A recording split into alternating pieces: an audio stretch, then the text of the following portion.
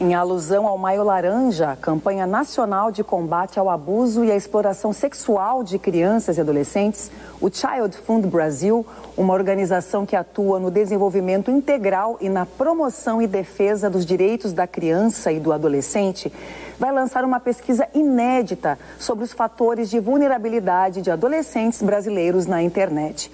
O estudo, com foco específico na violência sexual virtual, ouviu mais de 8.000 estudantes, em sua maioria de escolas públicas das regiões Nordeste e Sudeste do país. E sobre esse estudo eu converso com o diretor da Child Fund no Brasil, o Maurício Cunha. Boa noite, Maurício. Boa noite, obrigado pela oportunidade de falar sobre esse tema tão importante para a nossa sociedade. Isso, Maurício. Ontem não foi possível a nossa conexão, mas hoje ainda bem estamos podendo falar sobre um assunto que é bastante pesado, denso, mas muito necessário. Maurício, o que você pode destacar a respeito dessa pesquisa que vai ser divulgada aí nos próximos dias? Quais os detalhes específicos desse estudo? Como você falou, a nossa pesquisa ela teve uma participação grande dos adolescentes, ela é bem representativa, foram quase 9.000 adolescentes que responderam, de todos os estados brasileiros, escolas públicas e privadas, então a gente pode dizer que retrata realmente a adolescência brasileira, né? Que é algo que preocupa muito as nossas famílias. E um dos dados aponta, por exemplo, que cerca de 30% deles relatam já terem sofrido algum tipo de violência sexual online. Fora as outras violências, como por exemplo o cyberbullying e outras formas de violência. Então a gente percebe que é um tema gravíssimo e que a sociedade não tem lidado de maneira adequada, não está sabendo proteger, as famílias não estão sabendo supervisionar, até porque a gente vive numa geração em que os pais e cuidadores entendem menos de internet do que os filhos. E nós queremos justamente colaborar com essas famílias e com a sociedade na proteção dos nossos adolescentes no ambiente digital. Certo. Mais alguma especificidade com relação ao perfil dessas crianças, a questões socioeconômicas? O que mais que você poderia destacar, Maurício, que é importante, né, a gente apresentar aqui hoje? A pesquisa ela vai dar várias variáveis, né, de como que a gente pode prevenir o abuso e exploração online de crianças, abuso sexual, exploração online. Por exemplo, crianças e adolescentes que têm menos diálogo com os pais estão muito mais propensos a sofrer algum tipo de violência. Determinados horários do dia também eles estão mais vulneráveis a esse tipo de violência, ataque de predadores no ambiente digital. Quanto maior o número de aplicativos, isso vai aumentando também exponencialmente a possibilidade de sofrerem algum tipo de violência ou de violação. A gente descobriu também que meninas estão tem 22% mais chances de sofrer uma violência sexual no ambiente digital do que meninos.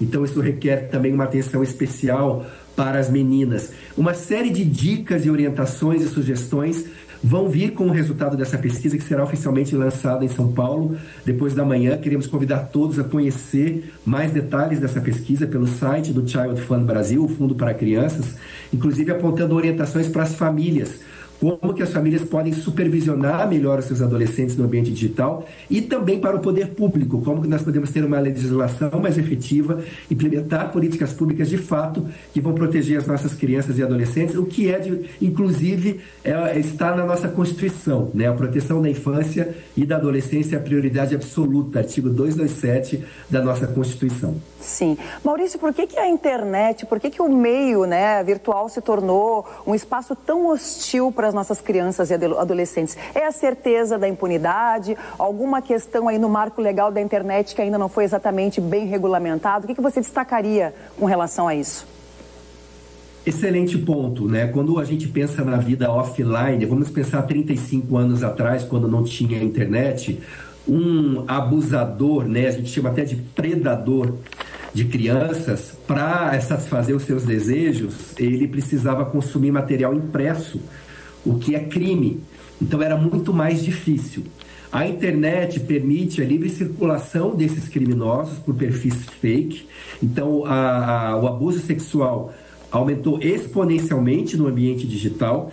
Permitiu também que fossem criadas redes de pedofilia que fazem também, comercializam inclusive essas fotos, esses vídeos. Isso virou um negócio, um business, infelizmente. Tem pessoas lucrando financeiramente com isso. e a associação desses criminosos em grandes grupos. Então, a internet facilitou, logicamente que a internet trouxe muitas coisas boas para a nossa vida, né? Ninguém aqui está falando que é para parar de usar a internet, mas ela também facilitou a atuação desses criminosos.